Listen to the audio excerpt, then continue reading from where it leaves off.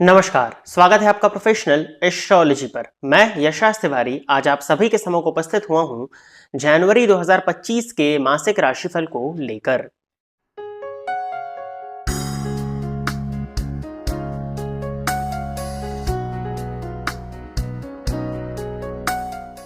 इस राशिफल के कार्यक्रम में हम चर्चा करने जा रहे हैं कि आपका ये मंथ कैसा होने वाला है, क्या लाभ और क्या हानि आपको इस मंथ में देखने को मिलने वाले हैं। साथ ही साथ आपका इस मंथ में करियर कैसा होगा, आपकी लव लाइफ कैसी होगी, आपकी मैरिड लाइफ कैसी होगी, यदि आप स्टूडेंट हैं तो आपकी लिए पढ़ाई की स्थिति इस मंथ में क्या रहने वाली है, आपका करियर और आपकी फाइनेंशियल कंडीशन इस मंथ में क्या होने वाली है। जैसा कि आप सभी दर्शक जानते हैं कि जो मासिक राशिफल का कार्यक्रम होता है वो ग्रहों के गोचर पर आधारित होता है।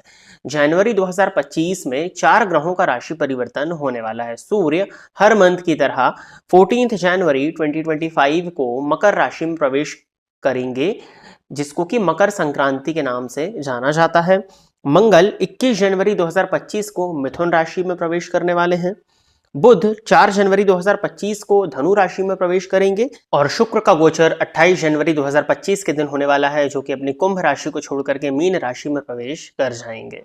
तो इन्हीं ग्रहों के गोचर के आधार पर हमारा ये आज का राशिफल का कार्यक्रम होने वाला है। और यह राशिफल का जो कार्यक्रम है ये आपकी चंद्र राशि पर आधारित है, यानी कि आपकी जन्म कुंडली में चंद्रमा जिस राशि में बैठे हैं वही आपकी चंद्र राशि है। यदि आप अपनी चंद्र राशि के विषय में नहीं जानते हैं तो आप अपनी नाम की राशि के आधार पर भी इस राशिफल के कार्यक्रम को देख सकते हैं। इसके साथ ही साथ एक सूचना आप सभी दर्शकों को और देनी थी। वीडियो के डिस्क्रिप्शन बॉक्स में वर्ष 2025 के वार्षिक राशिफल का भी प्लेलिस्ट दिया हुआ है, जिसकी एक्यूरेसी मुझे बताने की आवश्यकता नहीं है। जिन्होंने 2024 का राशिफल देखा होगा वो दर्शक जानते होंगे। काफी एक्यूरेट राशिफल 2025 का आप सभी दर्शकों के लिए हमारे इस चैनल पर ऑलरेडी अपलोड किया जा चुका है। इसका लिंक भी आपको वर्तमान समय में आई कार्ड पर देखने में मिल जाएगा। साथ ही साथ में इस वीडियो के डिस्क्रिप्शन बॉक्स में भी आपको वार्षिक राशिफल 2025 का प्लेलिस्ट का लिंक देखने में मिल जाएगा। यदि आप इस कार्यक्रम को देखते हैं और इस कार्यक्रम के माध्यम से आपका कुछ भी लाभ होता है तो आप इस वीडियो को लाइक करें, साथ ही साथ इस चैनल को सब्सक्राइब करें ताकि इन फ्यूचर जो भी कंटेंट मेरे द्वारा इस चैनल पर अपलोड किया जाता है उसका नोटिफिकेशन आपको मिलता रहे। यदि इस कार्यक्रम के माध्यम से आपका कुछ भी लाभ होता है तो आप इस वीडियो को ज्यादा से ज्यादा लोगों के साथ में शेयर करें ताकि और भी लोगों का लाभ हो और उसका माध्यम आप सभी दर्शक बने। आइए अब हम चर्चा प्रारंभ करते हैं राशियों के क्रम में चौथी राशि अर्थात कर्क राशि के जातकों के लिए जनवरी 2025 का ये मंथ क्या लेकर के आ रहा है। कर्क राशि के जातकों के लिए सबसे पहले हम सूर्य के गोचर की चर्चा कर लेते हैं, क्योंकि वो धन भाव के स्वामी हैं। मंथ की स्टार्टिंग में सूर्य धन भाव के स्वामी होकर के षष्ठ भाव में संचरण करेंगे। कहीं ना कहीं ये संचित धन जो आपका है उसको ईएमआईज में या धन इत्यादि को लेकर के बहुत अच्छी स्थितियों को प्रदर्शित नहीं करता है। धन लाभ की स्थिति तो है बट धन संचयन में कहीं ना कहीं मंथ की स्टार्टिंग में आपको परेशानियां देखने में मिल सकती हैं। सूर्य का छठे भाव में गोचर होना कहीं ना कहीं पिता के साथ में संबंधों को खराब कराना, जोड़ों में हड्डियों में दर्द की शिकायत आपको महसूस हो सकती है। सूर्य का गोचर षष्ठ भाव में होना आपके लिए शत्रुहंता योग का निर्माण कर रहा है और आपके शत्रुओं को ये स्वतः ही नष्ट करने वाला दिखाई दे रहा है। तो सूर्य का षष्ठ भाव में होना आपके लिए शत्रुता इत्यादि के पॉइंट ऑफ व्यू से तो फेवरेबल दिखाई पड़ता है, बट हाँ आपको अपने पिता के स्वास्थ्य का ध्यान देना चाहिए। पिता के साथ में संबंधों को मधुर बना करके रखने का प्रयत्न करना चाहिए। अनावश्यक व्यय से बचना चाहिए। यदि आप अपने संचित धन को ईएमआईज में दे रहे हैं तो ये तो फिर भी ठीक है, परंतु इसके अलावा यदि आप अपव्यय अपने धन का कर रहे हैं और कुछ इस चीजों के लिए लोन ले रहे हैं जिनको लेने की आवश्यकता आपको नहीं है तो उससे आपको इस मंथ में बचना चाहिए। सूर्य का जब राशि परिवर्तन होगा तो सूर्य राशि परिवर्तन करके सप्तम भाव में संचरण करेंगे 14 जनवरी के बाद में। तो ये कुछ मामलों में अच्छा है बट कुछ मामलों में बुरा है। अच्छा इस मामले में है कि द्वितीय भाव के स्वामी होकर के जब ये सप्तम भाव में संचरण करेंगे सूर्य तो आपके व्यापार में ग्रोथ देखने में मिलेगी, बट ये ग्रोथ तभी होगी जब आपका व्यापार इंडिपेंडेंट है। यदि आपका व्यापार पार्टनरशिप में है तब भी ग्रोथ आपकी होगी, बट कहीं ना कहीं उस ग्रोथ पर आप ध्यान ज्यादा नहीं दे पाएंगे क्योंकि आपके और आपके बिजनेस पार्टनर के बीच में इस मंथ में 14 जनवरी के बाद में विवाद हो सकते हैं। तो यदि आपका इंडिपेंडेंट बिजनेस है तो आपके बिजनेस में काफी अच्छी ग्रोथ आपको देखने में मिलेगी 14 जनवरी के बाद में, और धन का संचयन भी होना प्रारंभ हो जाएगा। जो अभी आपका धन संचित नहीं हो पा रहा था, व्यापार के माध्यम से धन का लाभ होगा और वो धन संचित होना आपके लिए प्रारंभ हो जाएगा। अब सूर्य जब सप्तम भाव में संचरण करना प्रारंभ करेंगे तो ये आपके जीवन साथी के स्वास्थ्य में परेशानियां और जीवन साथी के साथ में संबंधों को खराब कराना, साथ ही साथ में सूर्य यदि सप्तम भाव में होंगे तो दाम्पत्य के घर को जलाने का कारण बनते हैं। तो जो दाम्पत्य जीवन में जो सुख सहयोग मिलना चाहिए उस सुख सहयोग में कमी आ जाती है। जीवन साथी से जो आपकी एक्सपेक्टेशंस होंगी वो 14 जनवरी के बाद में हो सकता है कि बहुत ज्यादा फुलफिल ना हो।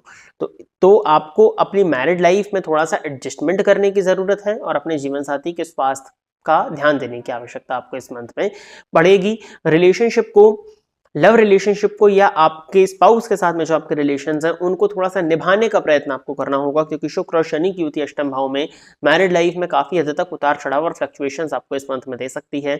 सेम यही कंडीशन आपकी लव लाइफ में भी है। हालांकि यदि आप रिलेशनशिप में आना चाह रहे थे तो ये स्थिति आपके लिए अच्छी बनती हुई दिखाई देती है कि आप यदि नया रिलेशनशिप शुरू करना चाह रहे थे तो नए रिलेशनशिप की शुरुआत इस मंथ में हो सकती है। बट एग्जिस्टिंग रिलेशनशिप यदि आपका है तो उसमें कहीं ना कहीं दिक्कत और परेशानी इस मंथ में है। आपको अपने स्वभाव पर, क्योंकि मंगल लग्न में उपस्थित है, अपने स्वभाव पर थोड़ा सा नियंत्रण लाना होगा, क्रोध और अहंकार से बचना होगा और न्यूट्रली लव एंड रिलेशनशिप और मैरिड लाइफ के पॉइंट ऑफ व्यू से इस मंथ को निकालने का प्रयत्न करना होगा। मंगल जो कि आपके लिए योग कारक ग्रह होते हैं, पंचमेश और दशमेश शुक्र के लग्न पर उपस्थित है, ये आपके लिए कहीं फेवरेबल है, बट उसका भी नकारात्मक पक्ष ये एक है कि आपको कहीं ना कहीं क्रोध की अधिकता का सामना करना पड़ेगा और आपके क्रोध के कोप का भाजन आपसे जुड़े हुए लोग जो हैं, आपके घर परिवार के लोग हैं, आपका जीवन साथी है, आपका बिजनेस पार्टनर है या आपके क्लाइंट्स भी जो हैं या आपके कस्टमर्स जो हैं या जिनसे आप मिलते जुलते हैं, उनको होना पड़ सकता है। तो कहीं ना कहीं अपने क्रोध पर नियंत्रण रखिए। बट करियर में आपको इस मंथ में ग्रोथ है, स्पेशली 21 जनवरी तक तो आपको काफी अच्छी ग्रोथ मिलती हुई करियर में दिखाई दे रही है। भूमि भवन और वाहन से संबंधित भी लाभ आपको 14 जनवरी तक दिख रहा है। मंगल राशि परिवर्तन करके जब ये द्वादश स्थान में जाएंगे तब आपको संतान को लेकर के कष्ट, संतान को लेकर के चिंता, लव रिलेशनशिप में परेशानियां, पढ़ाई में मन का ना लगना, ये परेशानियां देखने में मिलेंगी। बॉस के साथ में आपके रिलेशंस कुछ हद तक बिगड़ सकते हैं। करियर में फ्लक्चुएशंस, करियर में अनावश्यक ट्रेवल आपका बढ़ सकता है या करियर में आपके जो वर्कर्स हैं वो फिक्स ना रहें, कभी भी आपको काम करना पड़े, वर्कलोड की स्थिति आपके साथ में बन सकती है। तो ये 21 जनवरी के बाद में होने वाला है। इसके लिए मैं आपको कुछ उपाय बता दूंगा। बस आपको शांति से इस मंथ को निकालने का प्रयत्न करना चाहिए, क्योंकि घर का माहौल ज्यादा खराब होते हुए स्पेशली जो आपकी मैरिड लाइफ है उसमें परेशानियां ज्यादा हैं। और करियर के पॉइंट ऑफ व्यू से देखा जाए तो 21 जनवरी तक का समय तो आपके लिए अच्छा है, धन का लाभ भी वो आपको दे ही रहा है, तो कहीं कोई बहुत ज्यादा चिंता नहीं है। जब मंगल 12th हाउस में जाएंगे तो अनावश्यक व्यय को करने से आपको बचना चाहिए। व्यर्थ के पैसों को बर्बाद करना आपके लिए इस मंथ में 21 जनवरी के बाद में ठीक नहीं रहेगा और हो सकता है कि वाहन इत्यादि के क्षतिग्रस्त होने की संभावनाएं बने 21 जनवरी के बाद में, तो आपको वाहन अपना सावधानी से चलाने का प्रयत्न करना चाहिए।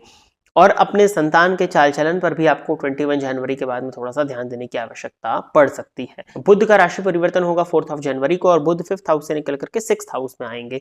तो बुध का 6th हाउस में आना, द्वादशेश होकर के 6th स्थान में बैठ करके द्वादश स्थान को देखेंगे तो अनावश्यक व्यय तो होगा जरूर, बट कोई वो बहुत ज्यादा गलत होता हुआ आपके लिए नहीं दिखता है। और कहीं ना कहीं आपके मामा पक्ष को या आपकी चाची इत्यादि को कुछ उपलब्धि, कुछ लाभ देखने में मिलने वाला है। तो ये समय ठीक है। बुध के गोचर से कोई बहुत ज्यादा चिंता नहीं है, बट हाँ हेल्थ वाइज बुध का गोचर आपको थोड़ा सा प्रॉब्लम दे सकता है, जैसे पेट्स की परेशानी हो सकती है, स्किन से संबंधित परेशानियां ये बुध आप क्रिएट कर सकते हैं और दांतों में दर्द इत्यादि की शिकायत, दांतों से संबंधित परेशानियां हो सकती हैं। तो इस बात का आपको थोड़ा ध्यान देना चाहिए। परेशानी ज्यादा हो तो डॉक्टर से जाकर के अवश्य ही मिल लीजिएगा। यदि आपका शुगर बॉर्डर लाइन पर रहता है तो वो शुगर उस बॉर्डर लाइन को क्रॉस कर सकता है, और यदि आप ऑलरेडी डायबिटिक हैं तो आपको अपने शुगर लेवल्स पर नियंत्रण लगा करके रखने की जरूरत है। अपने शुगर इनटेक को कम कर दीजिएगा इस मंथ में, नहीं तो कहीं ना कहीं डायबिटीज जो आपकी है वो इस मंथ में बिगड़ सकती है और उसकी वजह से आपको डॉक्टर के चक्कर काटने पड़ सकते हैं। आपके धन का व्यय दवाइयों इत्यादियों में भी होता हुआ दिखाई दे रहा है। तो अपने स्वास्थ्य पर नियंत्रण थोड़ा सा रखिएगा, क्रोध से बचें और जीवन साथी की भावनाओं का सम्मान यदि आप करते हैं तो ओवरऑल एवरेज ये मंथ आपका निकलता हुआ दिखता है। करियर में उपलब्धि है, धन का आगमन भी है, अकस्मात रूप से धन का आगमन भी होने वाला है।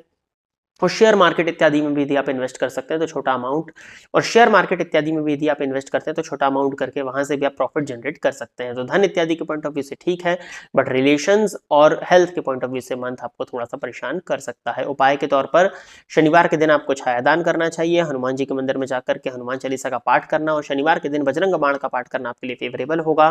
साथ ही साथ में वार्षिक राशिफल 2025 से जाकर के सुन लीजिएगा, इस चैनल पर अपलोडेड है, इस वीडियो के डिस्क्रिप्शन बॉक्स में भी उसका लिंक है। और साथ ही साथ क्या उपाय जो उसमें बताए हुए हैं उनको आप इस फर्स्ट मंथ से ही करना प्रारंभ कर देंगे तो आप अपने 2025 को काफी बेहतरीन बना सकते हैं।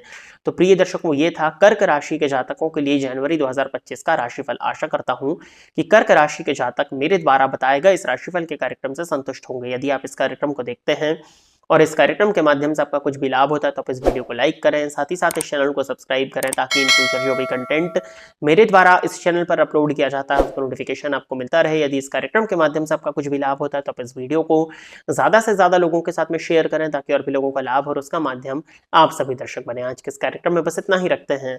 नमस्कार।